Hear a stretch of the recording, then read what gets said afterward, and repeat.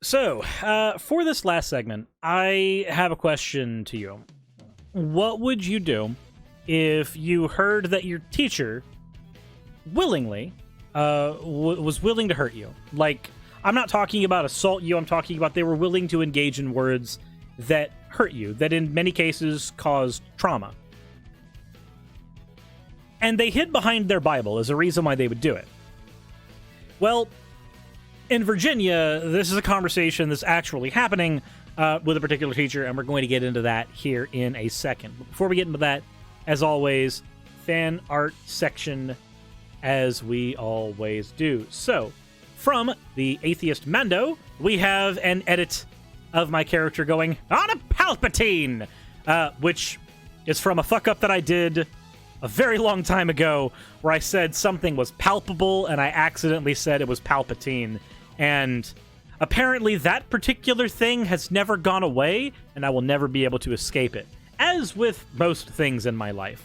The next piece of fan art is from Trash. Said the first piece of fan art they can actually post, because the first piece of fan art they wanted to post was way too lewd and could not go into the fan art section. But this one is based on when I did the double avatar stream with the 3D model and the 2D model both online at the exact same time. So we have both of me meeting me, which honestly would be a very worse nightmare. The world does not need two of me. I am far too obnoxious for my own good already. But now that we got all that out of the way, as always, thank you all for the fan art submissions. If you want to submit fan art, the best place to do so is in the Discord area. And that is how you will get fan art featured on the show. And for those who have asked, fan art is featured chronologically now. So if you've put it in, expect that the fan arts that you haven't seen yet will come first. That said, let us move directly into From Fox 5. Now, granted, the first version of this I was reading was from Fox News, and the formatting on it was really bad, and I didn't want to read through this formatting. So here's the one from Fox 5. As much as I would have liked to just read the Fox News version, given their general political bent. Alright, so Virginia's Loudoun County School Board takes Tanner Cross appeal to state Supreme Court. Now, why is this happening? Well, let's take a look at the footage. Tanner Cross case to Virginia's Supreme Court. Byron Tanner Cross is the gym teacher who was suspended over his opposition to the school district's new transgender student policy. Now the school board is appealing a court ruling that reinstated him. We want to get to Melanie Always. She has the latest developments on the story that many are following, not just here, Mel, but all across the country. Well, that's right. You know, and this has become, at least here in Loudoun County, a very sensitive, politically charged issue. We tried to talk to some people this morning, and nobody. I can barely hear you. Hold on. Sound settings. That's not what I'm looking for. I want volume mixer. Come here, volume mixer. Can I please? They wanted to give their comments publicly on camera, given the firestorm surrounding this. Well, as you know, the school board says the teacher's comments caused disruption and fear. Lawyers for the teacher say that he had a free speech right to offer his opinion in public. And as you mentioned, a judge here in Loudoun County agreed and reinstated that teacher. All of this goes back to May, when Tanner Cross was giving his public opinion during a public comment period on the proposed transgender policy. He said his religion would not allow him to go along with these rules if it became regulation. All right, so here's what I'm hearing. Your religion, which is yours, it is a personal thing to you, would prevent you from not harming a trans child. That's what I hear. Because that's what you're saying. You are, because they do say they do show his words later, so you'll know why I say what I say there. But I'm of the opinion that if somebody is whatever, whether they're trans, whether they're any kind of minority, if you were to say that my religion says that I must call you harmful words, I frankly don't care. I don't have a reason to care. If your religion mandates harm to another person, I stop caring about it. I stop caring about your perspective because I don't have a reason to anymore. We come to these conversations two ways, right? I'm on one way and I want somebody to not be hurt. You're on the other way and you say You want them to be hurt. There isn't a compromise here. The correct answer is don't hurt the person. When you must hurt the person, in this case, you must misgender a trans person, which is harmful to trans people, and we have studies on that to show that this is, in fact, a thing. When you say that your religion mandates you must do this, I'm going to call you a coward. But I'm going to stop poisoning that well. We're going to hear it from his own mouth. Now, Policy 8040 would require transgender and gender nonconforming students to be called by their preferred pronouns. Okay, so what's wrong with that? A student says, so I walk into a classroom and I say, hi there, my name is Chris. I'm a dude. How are you doing? I would not reasonably expect the teacher to go, hi there, Martha, you fucking woman. I would not expect that. And if that happened, I would immediately hold umbrage with the teacher. But because I am a cis person, I am in a unique position where I can make that judgment call and most people wouldn't hold issue with me. They really are enjoying Harley Quinn over there. Anyways, on the flip side, though, if I were a trans person and I were to have that same exact conversation, merely by me being trans, people would go, he can call you what he wants. You can't tell him what to do. You can't tell him what to call you. You're asking way too much. Look at you. Like, we'd hear every excuse under the sun were I having that umbrage as a trans person, despite the fact that that umbrage is equally valid in either case. It would also align with state law, allowing those students to use restrooms and be on sports teams that align with their gender identity. Well, 2 days after that public hearing, Cross was suspended by the school system. The public firestorm continued from there, and that's afterward when a circuit court judge ruled that the actions taken by the school system were unconstitutional, extreme, and vindictive, in the judge's words. Okay, so is it vindictive to suspend him because he made those statements in a courtroom? On this point, I kind of agree. I kind of agree. But it's a very trepidatious only kind of. Because the reality is, if you are going to say, if this goes through, I will harm a child. That's I'm sure that there's 1,010 ways somebody wants to boil it down to where he's not saying that. Well, no. If he doesn't perceive it as harm, but it does harm a person, it's still harm. If you do not perceive you stabbing someone as harming them, your perception of that harm doesn't change the fact that you have harmed them, you have hurt them. So, on the one hand, I want to say that, yeah, no, it's perfectly reasonable to say that just chuck him out. Because at that point, you're saying that, yes, I will harm a child. On the other hand, I can also understand that when he hasn't done a thing yet, when he has not, to my knowledge, misgendered someone yet, he has not harmed a child yet, then maybe there's a conversation to be had here. Because there's always that chance that the person's just squirming when you hear that, oh my god, there's this new thing and I'm not going to abide by it, I'm not going to stand by it. But then you realize that you kind of have to stand by that new policy because it's going to be your job and you've got to do it. Then in that case, I can go, maybe just see what happens afterwards. And I can see why some people would take that stance. However, what I suspect is happening is that people are not taking that stance because he has not yet harmed a child. I suspect in a lot of cases, people are taking their stances for him because they do not see misgendering as harm. Because they do not see dead-naming somebody as harmful.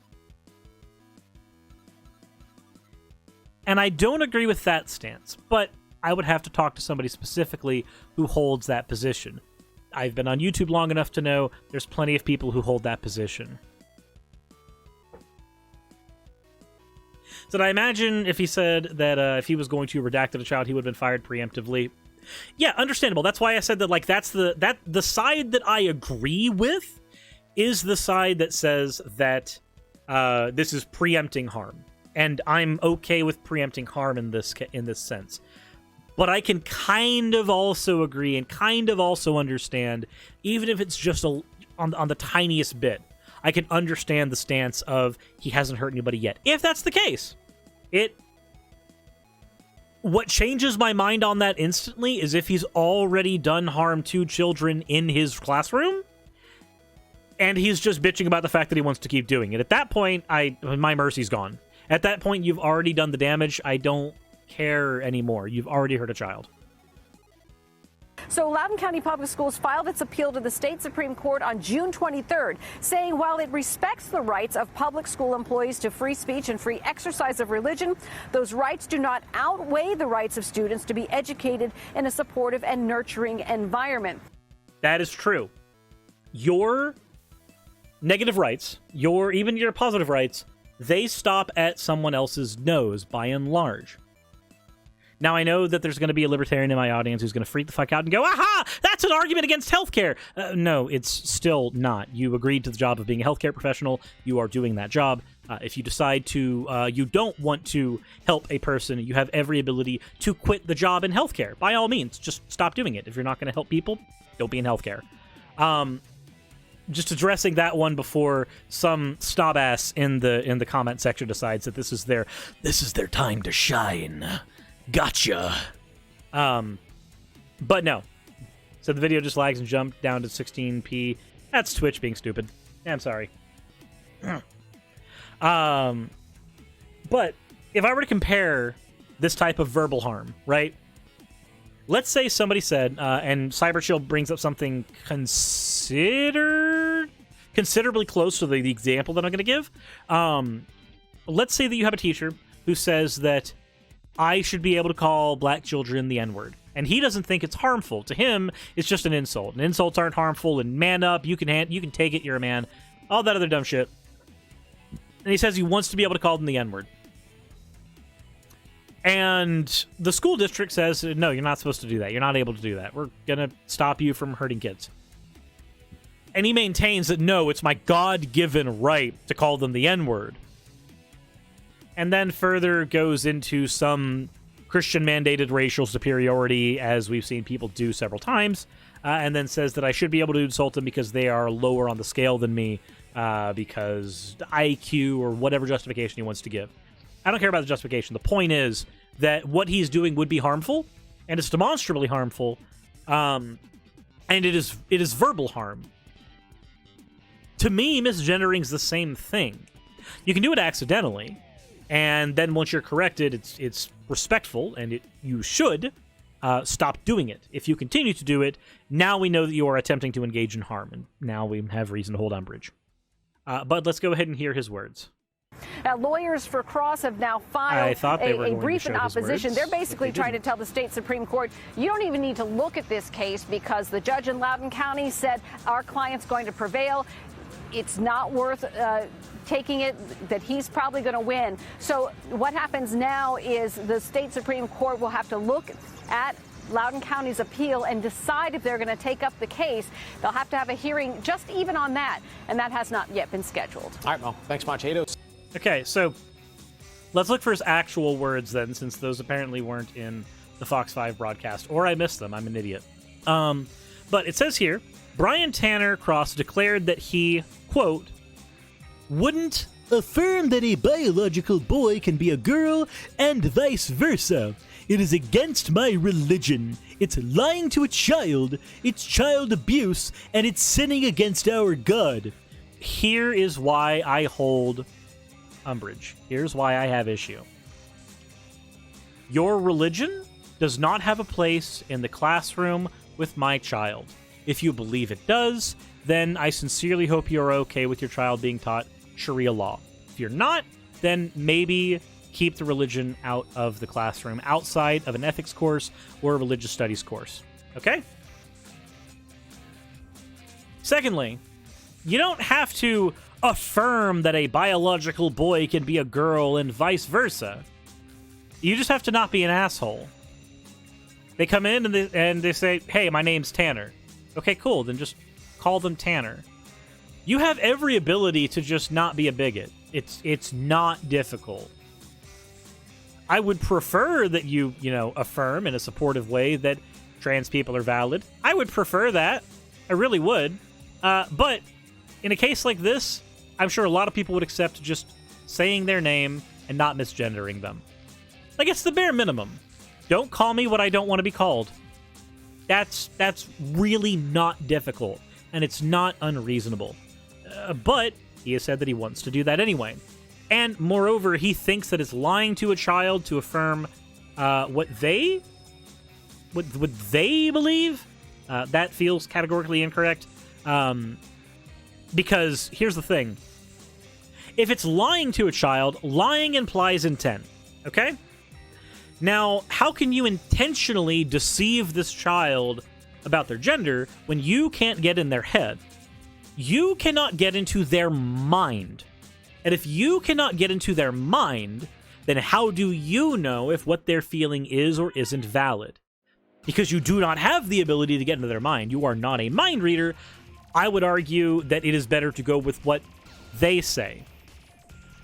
If I say, I would prefer you call me Chris, and you say, no, you would prefer me call you Christopher.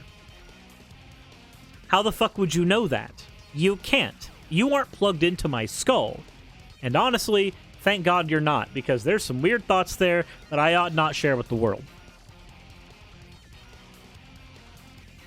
This, you can't get in the child's mind. And because you can't, it can't be lying to the child at that point. You're not lying to them about what they feel their gender is. You're just being supportive. As for whether or not it's abuse to a child, by this logic, let's just for a second play the game of granting the premise. Okay? All right.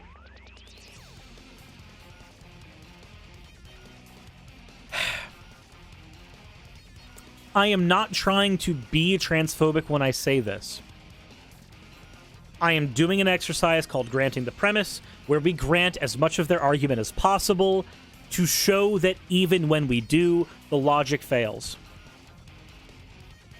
So let's grant that the child is wrong, and they are engaging in fantasy when they say their gender is something that you don't believe it is. Let's grant it for the sake of argument for just a moment. Is it child abuse to encourage children's fantasies? Child says they have an imaginary friend.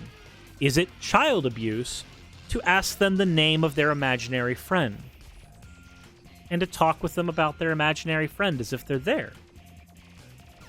No, it's not. When a kid is watching a TV show and they're super concerned for the characters on the TV show because they believe them to be real, is it wrong? Is it abuse to humor your kid?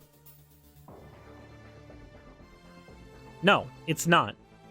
Even if we grant the premise that they are engaging in a fantasy, which I believe they are not, I believe that people who are exploring their gender should be allowed to explore their gender. They should be allowed that kind of affirmation so that they can do so without trauma. But if I grant that you are correct and it is a fantasy, it is still not child abuse. It doesn't meet any of the criteria for it. Much like humoring and engaging in other fantasies is not child abuse. Again, I categorically do not consider these things fantasy. And we've got sociological data to prove that too. But, past that, the final thing is, it's sinning against our God. No, it's not. You cannot pull a passage in the Bible that will directly call affirming a child's gender a sin. You can't. And yes, his religion does actually. If we want to pull the religion card, then his religion does mandate child abuse. If he wants to do everything per his religion, we can grant all of that too. All right, Byron Tanner. Let us grant that your religion is true. Let us grant that your religion is the highest level of authority that we should accept. Now, per your religion, please tell me, Byron Tanner Cross, what is the ascribed punishment to a child who disobeys their parents multiple times, or even disobeys their parents at all. What is the correct punishment? And he might find a whole bunch of things about spare the rod, spoil the child, and those are in the Bible, yes, but he's going to eventually have to stumble across the passage that says that you should stone them. He's going to eventually come across the passage that says that you should kill the child. And when you get to that point, I then have to ask him, I will 100%, I will walk him to his child, and I will ask him, did your child ever disobey you? And he will say, of course, because no child is perfect. And I will hand him the rock. Now, granted, if he throws the fucking stone, I'm jumping in the way of the kid. I'm taking the hit. I'm not going to let the fucking kid actually take the hit. But I want him to go through the mental gymnastics for just a moment to justify ignoring the mandate in his Bible. Are those later refuted by Jesus in later books? Refuted? No. We have something that's called the Second Covenant, where there are separate sets of rules. However, depending on the Christian denomination, that doesn't largely matter. It's not refuted so much as the word the Bible uses, fulfilled. Looks like, looked a bit into true crime, and that tidbit was also a huge justification for a lot of parent murders. Yep. Your God-given right to murder your child because they were being disobedient. Now, most sane people would say that that is a ludicrous justification, and nobody should use it, and I'm sure there's 1,000 ways you can twist yourself around that. And I agree. But if Byron Tanner Cross wants to hide behind his religion, his book, in order to engage in the argument that he should be allowed to abuse other people's kids by misgendering them, which can lead to trauma, which again, sociological data, all that other shit, if he wants to do that, then I would hope he's willing to do the same with his children and follow his book to the letter. With the exception that if he agrees that he would and that he should, that CPS be called and that child be taken to a safe fucking place immediately.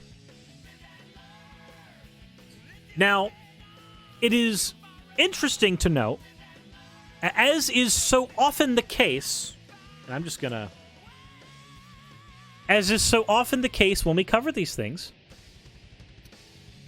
what organization is representing Brian Tanner Cross? As always, it is the Alliance Defending Freedom. I don't know how many other times we have to go into the Alliance Defending Freedom and why they're a horrible organization. But for those here who are new, let's maybe do that for just a second. The Celtic Heathen, thank you very much for redeeming, and oh well. Oh well. So, from the SPLC. Founded by some 30 leaders of the Christian right, the Alliance Defending Freedom is a legal advocacy and training group that has supported the recriminalization of sexual acts between consenting LGBTQ adults and criminalization abroad. These people are anti-LGBTQ. They're anti-regular human beings doing things with consenting adults. But Cheeks McClown, thank you very much for the impromptu and improperly timed... Yep, fucking degenerate. They've defended state-sanctioned sterilization of trans people abroad. They've contended that LGBTQ people are more likely to engage in pedophilia and claimed that a homosexual agenda will destroy Christianity and society. The ADF also works to develop religious liberty legislation and case law that will allow the denial of goods and services to LGBTQ people on the basis of religion.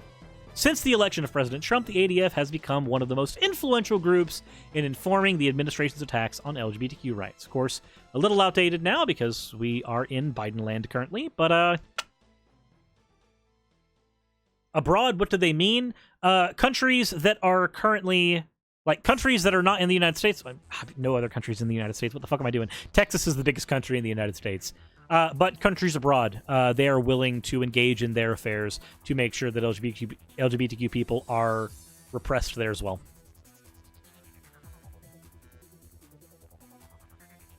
So, how's it going, Sharfox Panda? I hope that we don't have to go too terribly far, as we've done on other streams, into the Alliance Defending Freedom, why they're a terrible fucking organization.